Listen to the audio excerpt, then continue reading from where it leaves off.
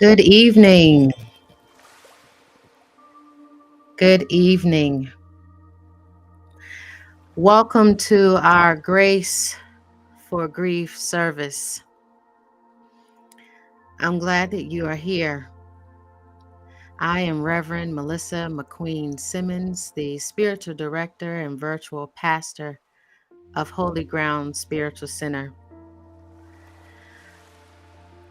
We are living in some interesting times where many of us have lost something or someone. So tonight, I want us to be committed to being present for this moment during this time with Lucretia Vandyke.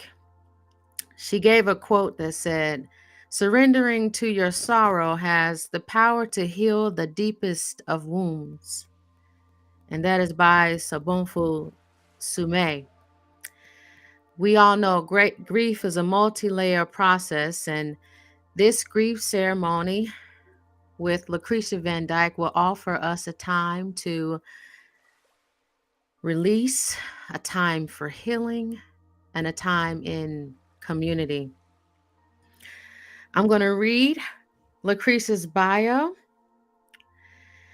With a journey that began as a little girl mixing herbs, clays, and muds on her grandparents' farm, Lucretia has been in the industry for over 20 years, a holistic educator, a speaker, herbalist, sacred sexologist, ceremonialist, spiritual light coach, intuitive, energetic, and Reiki practitioner, a diviner, and world traveler with over 3,000 hours of training.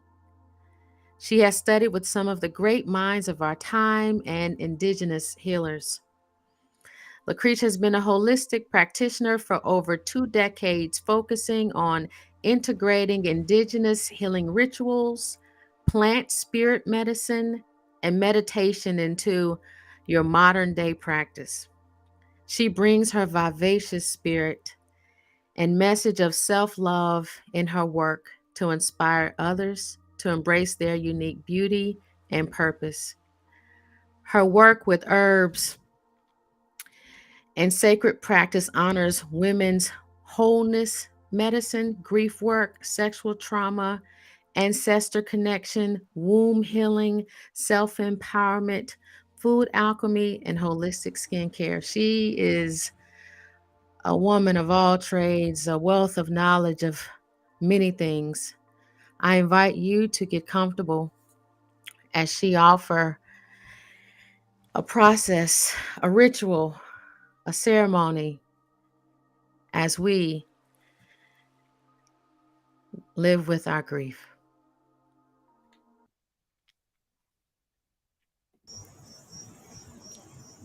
Welcome. Hello. Hello, everybody. Greetings. Thank you so much for Holy Ground for bringing me into the room. I appreciate your work for the community and always bringing the knowledge forward, and that we can all gather in these spaces together to collectively heal and reflect from each other's beautiful glory. As Melissa said, I'm Lucretia Vandyke. Grief has been one of the things that I've been asked to speak about the most in this past 2 years. Each herbal class, ceremony, people are always trying to figure out, how do I move through grief? How do I work with grief? And the interesting thing is that grief seems to have gotten heavier in the past couple years. But I always like to bring the awareness that this is the first time collectively as a planet that we've all grieved the same thing. So on top of your normal grief, we have this added grief, this grieving of an old way, trying to figure out, how do we embrace the new way. So I would like to begin with an opening meditation just to bring us into our bodies. I'd like to invite you to get a pen and paper in case you want to make some notes as we go along. I'll give you a few seconds to do that. And then as we start focusing on our meditation, I want you to get your body into alignment. I would love to see both feet, have you put both feet on the floor. Get very comfortable in your sits bone or your buttocks. I would love for you to put your hands on your lower abdomen or your stomach and just begin to take deep breaths in, feeling the abdomen expand with each inhale. And then with each exhale. So we're inhaling in, feel it expand, exhale out. I also invite you to be very verbal with your breathing. I love sometimes when we get sounds with our breathing. That also is a way to help move any type of stagnant energy in the body. That's also a way for us to help move grief, is through sound. And our own physical body sound just helps move things. Have you ever just felt like you wanted to scream? That's good medicine in itself also. I think we should always give ourselves that space. So with both feet on the floor, closing your eyes, hands located on the lower abdomen or lower belly. We're going to inhale in, hold for 3 seconds, and then exhale out.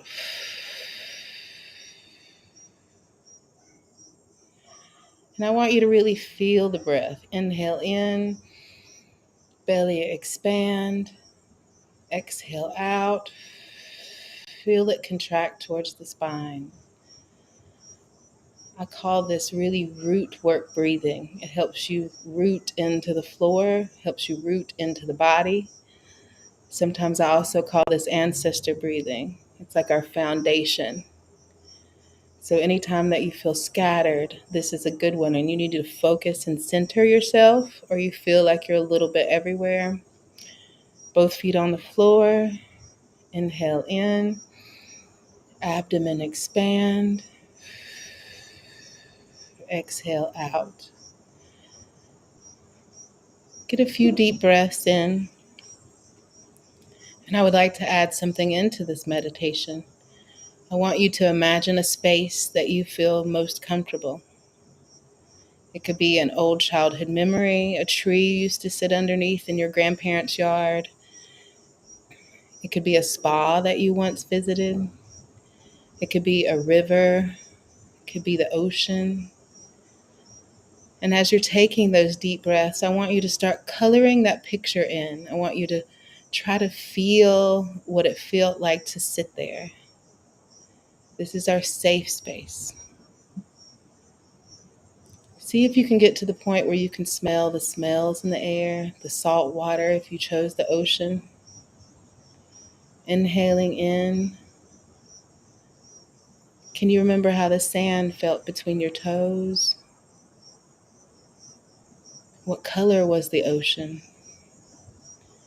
If you're in a forest, what kind of trees were there? Keeping your eyes closed. We want to build a visual image with this breath work. And with each inhale and exhale, painting a clearer picture as a way for you to move into a different space.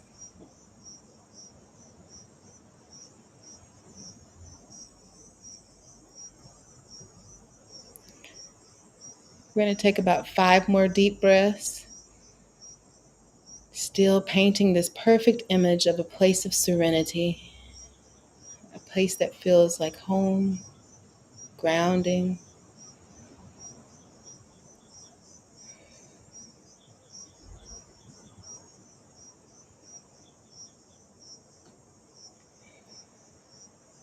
And on your last few breaths, I want you to come back into your body. Wiggle your toes and bring the awareness to the room. This first breath technique is one of my favorite ones to teach, because a lot of times we don't sit with us, we don't breathe properly. So breath work is one of the most important things when we're dealing with stress, when we're dealing with anxiety. Sometimes the body is not getting enough oxygen into it. And definitely with grief. I feel like grief can move and get stuck in places And so when we connect our breath with visual images, it gives us a way to actually calm down. Our breath, the oxygen feeds our brain, helps us become a lot more clearer. So we're going to begin by just talking about what grief is, and what are the types of grief. A lot of times people just automatically associate grief with someone dying. But what I have learned, especially from my teacher that Melissa quoted from, Sobonfu Some, grief is such a multi-layer process. A lot of times we are grieving someone who once was here in the physical, who may have died and crossed over. So it's the loss of that love that we grieve, but it's not really a loss. They're not with us in the physical, but they're still with us. And so it reminds us of that love that we can bring into our lives at any time. Some of us are grieving from lost relationships, especially now during the pandemic. There's been so many divorces and breakups and different things. I too have had that experience myself. So going through the process of grief and what that brings up is very important to acknowledge. Some of us have lost jobs during this time. So we're grieving this career or what we once did, and we're also grieving that stability. But we're also embracing something exciting and new. How can we rebuild ourselves? And when going back to the thing about relationships, it's been very interesting, the grief process, because we talked about it allows this breaking open. So we get to choose the parts that we put back in there. We get to choose how we move forward. I think it's most important thing about grief and when we get into the anxieties is when we don't honor the emotion that's in the room. A lot of us try to love and light it or try to find a way to stuff it somewhere instead of just sitting with it. I love to acknowledge if there's anger, let's sit with anger for a minute. Let's see what that story is trying to tell us in our body. Do you feel it in your heart? Do you feel it in your stomach? Do you feel it in your shoulders? That can all tell us different stories about ourselves. Sometimes I find with people with, breakups or divorces, they feel this pit in their stomach. And a lot of times that is the area above the navel, is often called the solar plexus. It's our intuition. So we start thinking about, I should have known, I could have known, I should have done something different. We went against our intuition. But I find that sometimes when we turn those phrases around, we get to also have the power to take that victim into a victor. I did know, a lot of us realize that with our relationships, with our jobs, we knew that we weren't happy. And so these things happen to push us in a direction that we can rebuild ourselves, that we can become our personal alchemist. That's what alchemy is, using all of these different forces to make something new. Alchemists used to turn basic base metals into gold. And I have found that that's one of the things that grief has done for me. In my personal journey, I lost my grandmother very early in life, in my early 20s. I'm at this point where I've spent more time without her than I did with her. And I did all the wrong things with grief. I tried, drinking, I tried drugs, I tried bad relationships, all of the different things to just try to push it in this space where I didn't have to feel it. And it's only when I stopped and really bear witness and I hit a rock bottom with grief that I began to say, okay, I'm going to meet my grief in the room. And oddly enough, that's what the alchemy of that hurt, that pain, that suffering is what ultimately led me to my true purpose in life, was to hold space for other people. It brought me on a journey to finding these indigenous healers. I wanted to heal this part of myself, help this part of myself. And sometimes I don't like to use the word heal because it makes us think that we're broken, and we're not. I want everyone to know you're not broken. There's nothing wrong with you. We don't have to fix things. Grief and our emotions gives us the moment to actually be with ourselves. It actually gives us a moment to step inside of these spaces that we have sometimes blocked out, old childhood memories, and that these relationships that go wrong as far as like with another person or a friendship, those are mirrors to parts of us. Those people are also teachers as well. There was once a quote that said, someone gave me a box full of pain and grief, and it took me a long time to realize that too was medicine. During my what I call my COVID divorce, it was a tremendous heartbreak and trying to figure out how, where do I live, where do I go, what do I do? But what I come to realize is that heartbreak had a reason, had a meaning. It broke me so deep that I had to go and search in myself to see again what was attracting me to these type of people who were emotionally unavailable.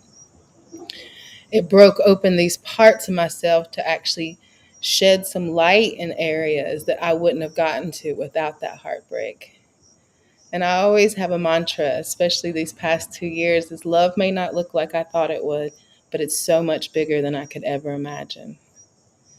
I got to call upon my community and find the people who really stand up for me. So that's what these spaces are about.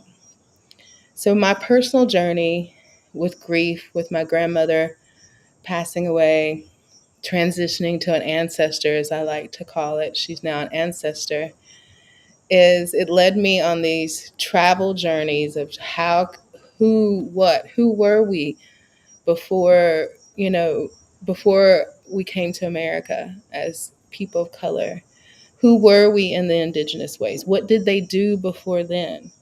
Because everything was about community. So that's one of your first exercises tonight is I want you to write on that piece of paper, take a mental note, put a note in your phone. Who is your community? And what are the roles that these people have in your community? Is so-and-so really good at, giving you that positive speech? Is, your other friend really great at saying, I need you to look at this a little deeper. This is something that, you're not okay. So we weave together these things and really focus on community. That's the one thing I have found with my travels and seeing modern day how we work is so much different than how we did in the old ways. My teacher, Sobonfu Some, is one of the most brilliant people that I met. 2 years after I got to spend time with her, she crossed over to be an ancestor. She passed away.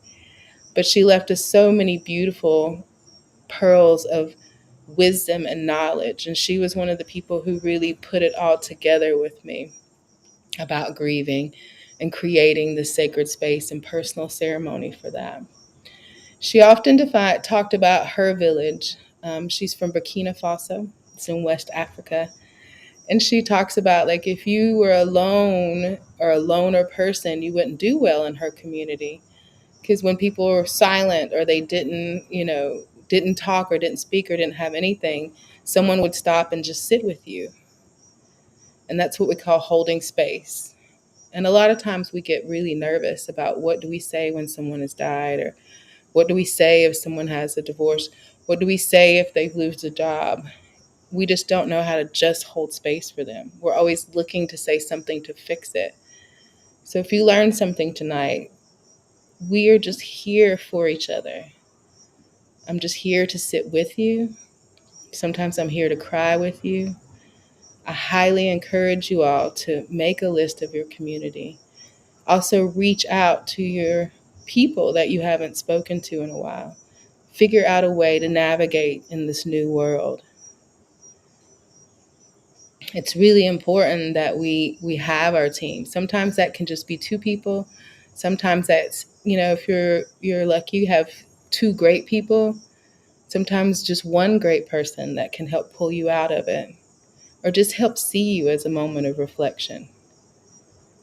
So that's what I've truly found is one of the biggest things I think that we're missing in modern society is just a sense of community. And even more so, I'm seeing this great pause that we call COVID, this is kind of forcing people to step into community roles or forcing people to retreat more. So I encourage you, draw out your plan for your community. Really stand up for your community. Come to sessions like this. Figure out a way to have some form of connection to other people, and realizing when you need to ask for help, when you need to ask someone just to sit with you. Tell people, and then making a list of things that you do need if you don't have that community. What would you like it to look like? Sometimes they say, if you build it, it will come. So it's also that intent and that prayer. I remember having like a rock. I painted this rock that said spiritual community. I've had that rock for 15 years. And I kept looking at it and I was like, what do I want my spiritual community to look at? What do I want my tribe family? Sometimes that's your chosen family. What do I want them to look like? What kind of roles do I want them to carry? And I'm at this beautiful point in my life where I see that person coming in. So I really encourage you, if you're having a hard time finding community, start designing the community you want to call in. So another part of grief that is just writing in general. Sometimes we need to get the thoughts out of our minds. If we pull it from our brains and put it onto paper, it's moving in some way. So sometimes that monkey chatter that stays stuck. And sometimes you do write things that are going way left, very angry, very sad, depressed. You don't have to keep these things.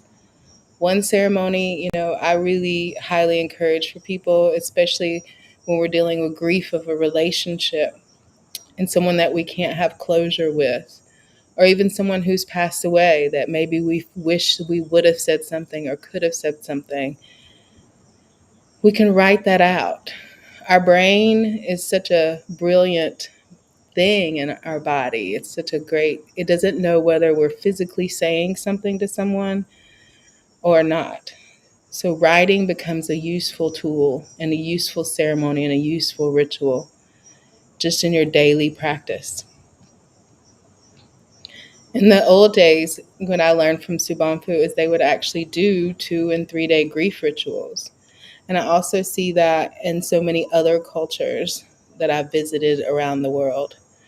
Communities got together, they played music, they did drumming, they did song, and they just wailed and they cried and they moved it. In the modern times, we see that in some churches in the Wailing Wall, where you're just called up to church just to cry. And there's someone always there just to kind of hold your back, just hold space for you. Tears are one of the most beautiful things. Water. You see my background, I always choose with holy ground as water. Water is one of the elements that is associated with emotions and moving emotions. So one of the other ceremonies that I love is like, find you a beautiful space in nature that you can go and release your grief. Do the breath work that we did in the beginning. Really root down. It can be a park bench. You don't have to go hiking anywhere. But it's just one of those beautiful spaces in nature.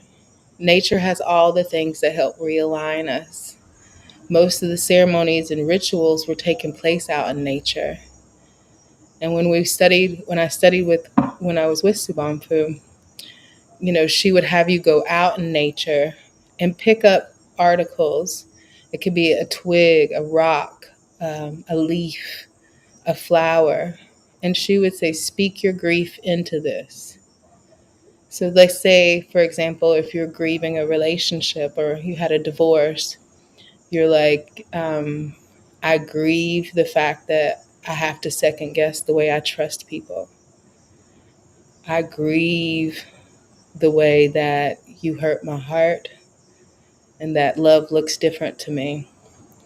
And it's also in death, like if someone has died, there's a lot of things that we don't acknowledge. Sometimes we're just angry with them not being here. And these nature rituals, going into nature and like speaking that into there, the writing ceremonies that I was telling you about. Anger is an emotion to acknowledge, even if someone has died and crossed over. And even if that doesn't make sense, it's still a way to move that emotion and grief through. So, taking your journals, finding a spot in nature, or creating nature in your home. In the beginning, we had some really beautiful ocean sounds, and I had you do a visualization with the breath work. We can create that anywhere you are in your environment. In your car, you can play rain sounds and nature. So even if you're going to pick up your children or you're stuck in traffic, you can have these nature sounds going and like put yourself in a different mental space. Sometimes I like to even add essential oils into that, like the smell of pine or cedar if you love being in the woods. You can put a few drops on a tissue, place it in your car, or if you're at work and you're having this anxiety, you can also create that, bringing lavender. Lavender is a beautiful essential oil for so many things. I also even love it in tea form. But lavender also teaches us something different. One of the ceremonies that I did to move grief when I lost my biological father, who I didn't have a relationship with, it was a sweat lodge. So we thank the indigenous people and the native people of these lands. I really appreciate, and I'm very humbled to have been invited and given the opportunity for that healing space.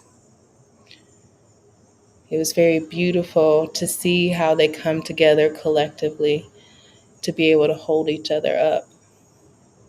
But I learned that in the sweat lodge, you're in there, you're sweating it out, and there's stones that are going. And on the last, so we did 4 rounds. On the last round, she sprinkled these lavender buds onto the fire. And she said, lavender gives us permission that healing doesn't have to be hard. So tonight, I want you to also write that down. I want you to give yourself permission to know that healing doesn't have to be hard. I have to constantly give myself that. I was like, some of the hardest things that we went through in our early years, and we will keep going through again and again.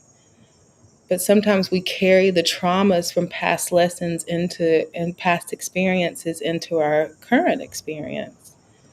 And we don't give ourselves permission to just say that this can be easy. We've also seen, so we talked a little bit about some essential oils. Let's talk about some herbal products, some herbs that we can take. Your tea time is one of the most beautiful times of reflection that I've found. I studied one time with this Taoist healer. He taught Qigong. Qigong is a movement class in traditional Chinese medicine that helps move the energy in the body because it stays stuck. Sometimes you can just have a dance party in your house. So when we were drinking tea, he would tell us to like I'll use my glass, hold our tea mug to our hearts, putting your elbow up and holding it to our hearts. And it creates a meridian, which is an energy pathway that runs through the body. It's much like a house is wired, our bodies are wired. So taking this warm tea and holding it in your heart, if you don't want to do the elbow, taking both hands and holding your warm tea there. A few herbal suggestions for tea. Lemon balm tea is a beautiful one. I bring up lemon balm because I think it's a very important medicine. Not only is it an antiviral, which it helps keep away viruses, so it's good at this time, but lemon balm is also associated with the heart, healing the energetic heart. It also helps calm the nerves and sometimes calm the stomach, which are 2 issues that we have whenever we're going through grief and anxiety. I find that lemon balm, I like to tell people about it, especially if you're around the children. I feel like we don't focus enough on helping our children with grief, and we're really starting to see that with the rise in suicide rates of very young children, especially in the Black community. Whatever you're going through, understand that the youth around you is going through. And the youth do not have these ways of a lot of times, you know, moving this grief. So lemon balm tea is really beautiful for them also. I'm very big in, what is also something that I learned in studying with a lot of African spirituality, a lot of African herbalists from Africa, is spiritual bathing. That's using the plant medicine in our baths. It's going to have the same effect. So we got talked about lemon balm as this heart medicine. We can brew this tea and put it in our bath water. Water has the power to really heal us in so many ways.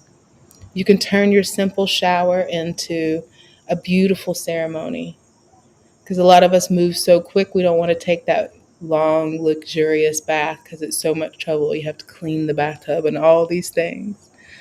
So your shower each morning and each evening can also become a way to connect yourself. It can also be a form of baptism.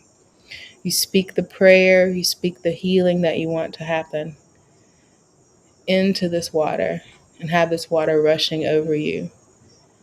Close your eyes and imagine as the water rinses over you, it's moving that energy and that grief. Put you a few drops of the essential oils in the shower. Eucalyptus is a good one also. Eucalyptus, as far as spiritually, has always been used to move negative energy in the body. Really great for respiratory anyway, so it's a dual purpose. We saw baptism and in being dunked in the waters is such an age-old practice, especially in different religious communities. And so that's why I love to really reiterate how we can bring that into our bath water. We can bring that into ourselves. Dr. Emoto he's a very famous Japanese scientist, and he wrote this, book. It's called Messages in Water. And it talked about the way they would play music and repeat words to water and then study how the molecules looked. Negative sounds gave off these really harsh patterns, where positive sounds gave off a more rounded, beautiful pattern. Our bodies are 3/4 water. So we understand the importance of how it is to stay hydrated by drinking water. That helps move things. And some people also write messages of inspiration on their water. So you can put tape a little message or tape something in that water. You can speak to that water while you're drinking it or before. Say your favorite Bible verse or prayer. Same thing goes for your shower. These are very easy steps that you can maneuver into your day. So I'm going to introduce you to another type of meditation to help with anxiety. A lot of people are seeing tapping happen. So I want you to take your fingertips and bring them to your heart space. If you have jewelry on, move it to a different place. But tapping fingertips on your chest around your heart area. And we're going to lightly tap.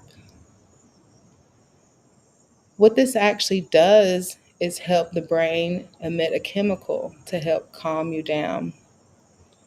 So whenever you're feeling like, a lot of times people, when the emotions come up, we want to shove them right back down.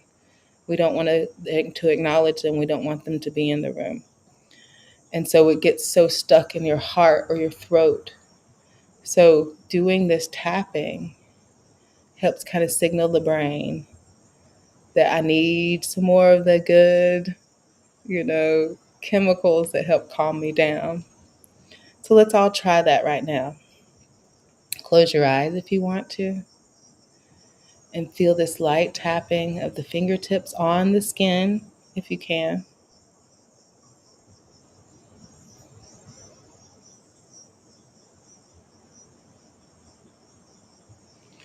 And I want you to see how you feel after you do that for a few moments.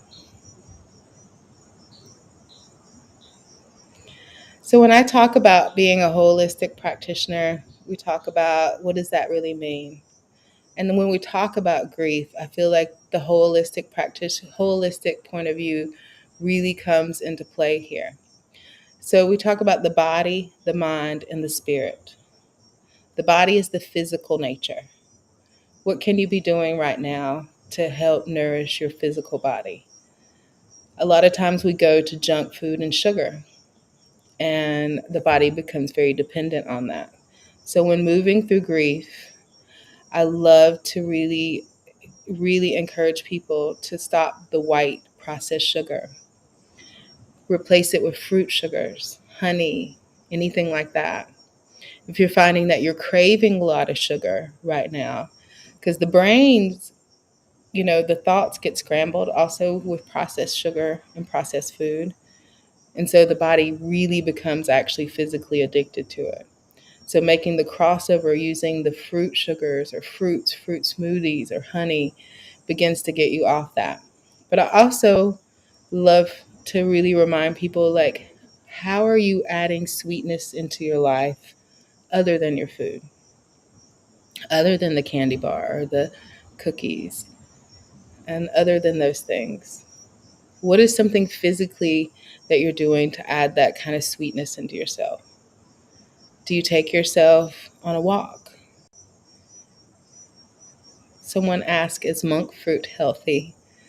Yes, that's a healthier alternative because it's actually a plant.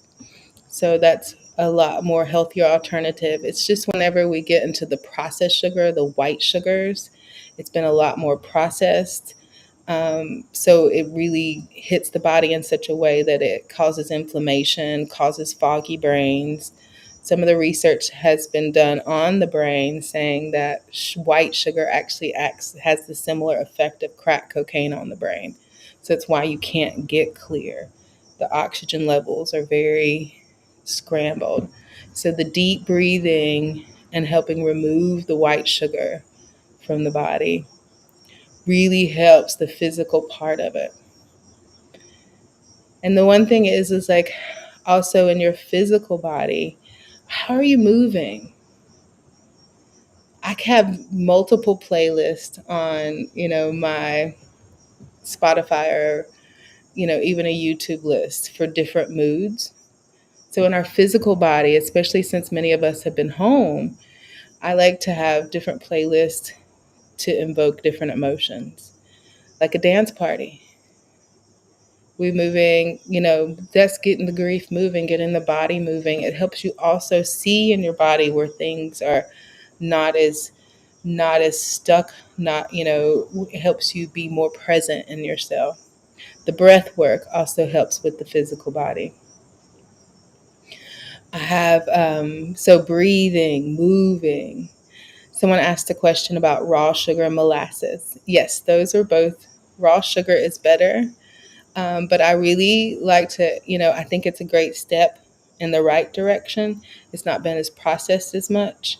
And like blackstrap molasses and things like that also have medicinal values and medicinal purposes. So that is a very good shift. Anything to get us off of white sugar. So let's get back. And so those are things that help us with the body. Dance. Um, I really feel like how much we're moving, even walking around your yard, even walking around the room in your house, doing jumping jacks. And one of my clients, she used to love to hula hoop when she was a child. So we made that part of her grief was hula hooping and bringing those things back in. So one thing that we talk about with feeding, so that's the body, being mindful of processed foods, white sugar, drinking tons of water because we're thinking the body's water, if we can just keep it moving, keep the grief moving in there. Our exercise. Exercise doesn't have to be such a thing. It can be just, 5 minutes of yoga. You don't have to commit to the full hour class. 5 minutes of breath work, 7 minutes of the dance party to keep it moving.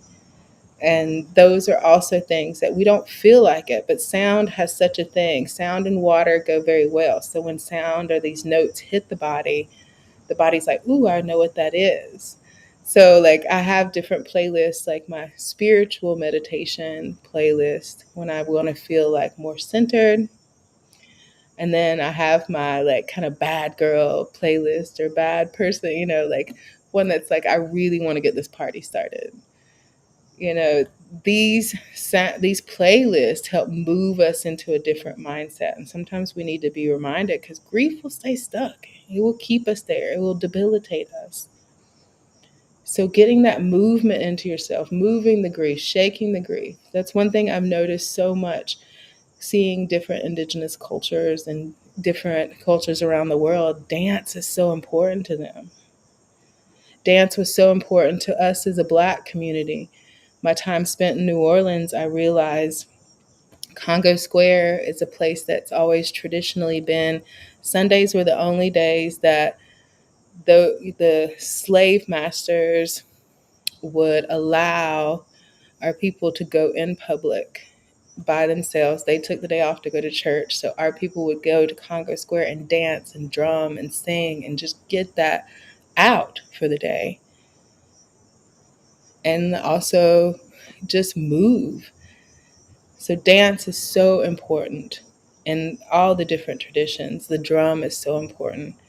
So I always like to have those tribal things because the deep bass in the drums, the deep tribal connection helps with our root, helps with our lower chakras as they're called. We could spend a whole day on chakras. So yes, your dance party. Yes, your movement. Yes, feeding the body. So that helps nourish the physical body. So let's talk about the mind, the breath work that I told you in the beginning, getting oxygen into the brain. Sometimes we just need to breathe. They always had people who were hyperventilating, like breathe into the bag. You don't have to really do that, but nasal breathing, closing the mouth and nasal breathing, and sometimes alternate nasal breathing. So, like closing one side, taking deep breaths in, closing the other side, and taking deep breaths in. Those things help calm both the left and the right hemisphere of the brain. So that can help with the mind. Writing. I told you, writing out your angers, writing out your sorrows, writing out your sadness. Also, writing out your joys. Keeping a gratitude journal is really a beautiful medicine right now because sometimes it's so hard when you're deep in grief to even see what to be grateful for. Sometimes when I've been so deep in grief, I'm like, I'm grateful for that one red flower I saw today. I'm grateful for leaves, like I'm just grabbing. And I made a suggestion to someone to keep, to take pieces of paper and each day write something that she's grateful for. She had lost her son and was in deep grief for over 7 years, and she met me. And so I'm like, I gave her this activity. She did that activity for a year. And at the end of the year, or any day she was sad, she would pull one of those tabs out that had something to be grateful for.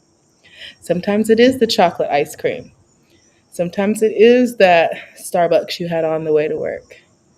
Grab.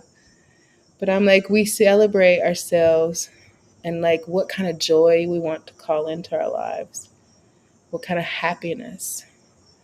Even at the most tragic times, sometimes it's still beautiful, and our ancestors want us to do this, is to celebrate our joy, celebrate ourselves, celebrate that. So write about your joy. Sometimes it could be just that someone was nice and smiled to you that day. I'm grateful for that. Sometimes it's like I heard my favorite song. So reintroduce joy into your life in those ways. That helps with the mind. What helps with the spirit? The spirit is one of the most interesting things because we know, like the Holy Spirit, it's like something that's invisible, but it's so much a part of ourselves. And we only see how much it is a part of ourselves when we see someone who's crossed over or died and we feel the body. And there's so much, the spirit is so huge. I often giggle and I'm like, this is kind of a meat suit that we're wearing, and it's the spirit that really animates the person. And when someone crosses over, that spirit is so big, it's even bigger and it's freer. So how do we nourish our own spirit? I think it's remembering our childlike joy. That's why I enjoy so much Melissa's daughter and being auntie, and is playing again. I'm always in that element of trying to find things to keep me always playing, keep that childlike spirit in myself. I even carry bubbles with me and those type of things to blow bubbles even when it's bad. But also getting in the floor and playing with children, being around children, thinking about the things. One time I took myself to a trampoline park and, I bounced it out. And so, what are some things that can really invoke that childlike joy? The coloring books came really in. So, even coloring is one of those things. If we have any questions, please put those into the chat and they'll kind of translate those to me. So, true holistic wellness only happens when all three of those parts are in alignment: the body, the mind, and the spirit. So, I gave you a few suggestions. So, homework until the next time we see each other, or you can always email me as well and let me see your homework. Is how are we nourishing our body? What are we putting into our bodies? Are we getting enough movement in that day? How are we nourishing our mind? Are we breathing? Stop and breathe. One thing I also like too is a lot of times we stay so tense in our bodies. So what I like to do is actually set reminders in my phone sometimes to rotate my shoulders and breathe.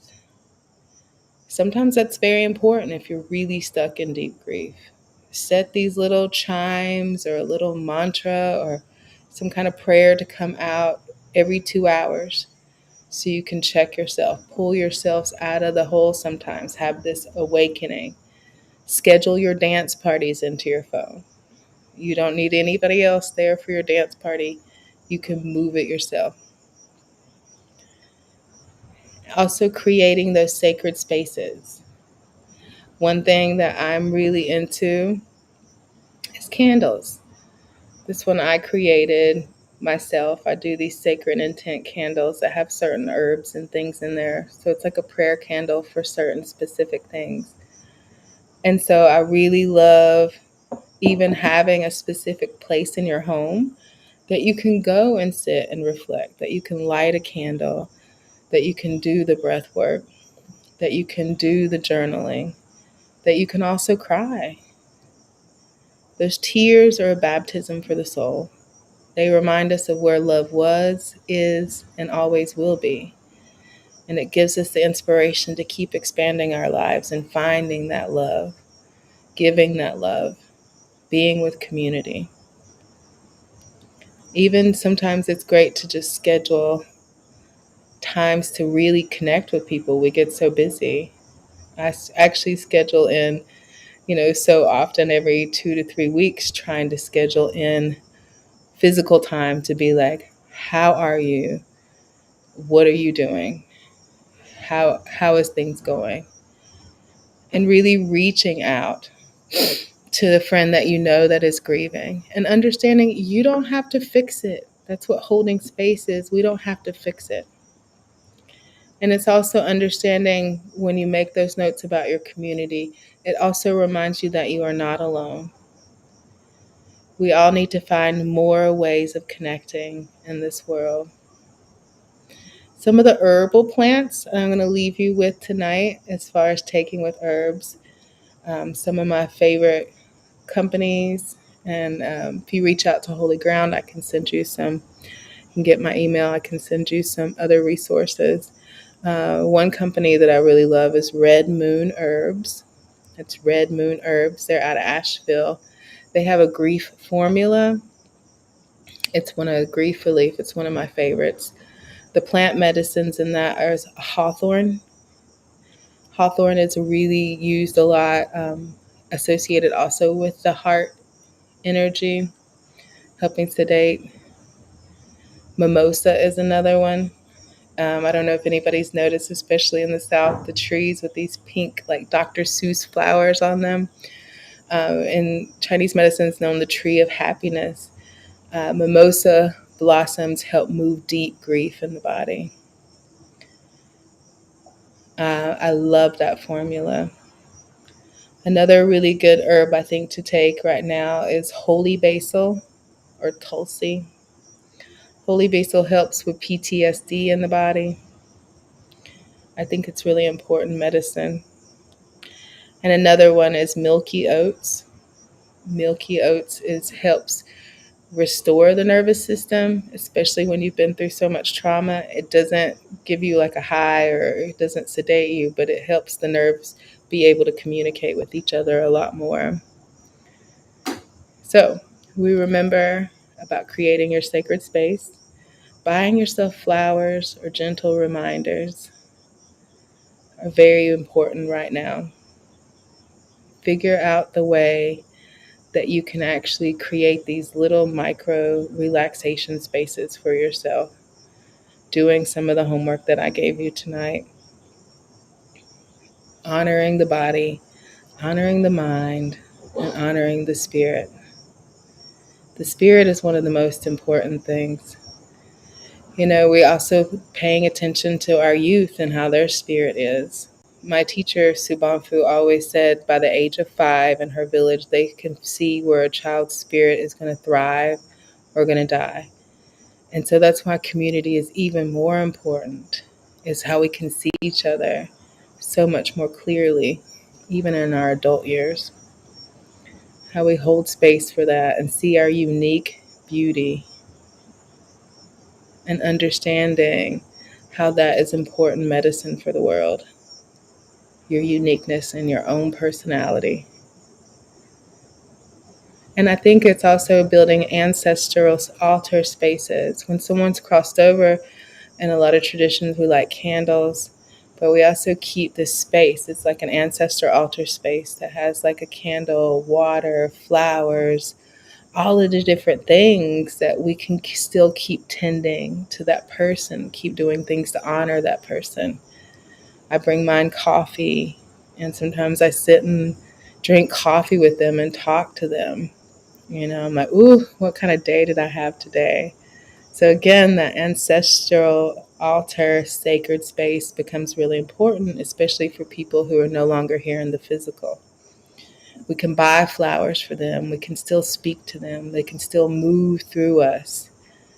And I also love to do acts of really acknowledging that person. I lost a very dear friend of mine, and she would bake cakes for people. So in her honor, to keep her spirit alive, I love to take people cakes and sweets and good things like that. So that's my way of honoring her and keeping her spirit and her legacy alive. So figure out if you've lost someone that has died, figure out what their legacy is and how you can carry it on in the community. So we're going to end with a one last meditation. And this one's going to really focus on the heart area and the shoulders. So closing your eyes, putting your feet on the floor. And I want you to press the shoulders back. Really see that. If you have a lot of resistance, you know, there's some work that you need to do to opening up the heart. The tapping would be great. The stretching is great. So we're going to close our eyes and we're going to lift our chin, taking a deep breath in, shoulders back, expand, exhale. So deep breath in, shoulders back, exhale. You can put some shoulder movements in there and some neck movements in there. Again, this one's one we talked about, the first one being a grounding one. This one is almost the one I call it like a breath to God, a breath to spirit.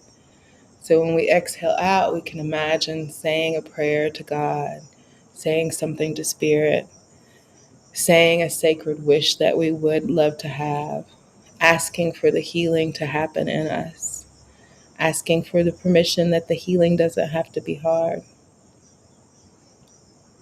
It's been so wonderful sharing these moments with you this evening. I hope that you've gotten something out of this in order to help build your own personal program.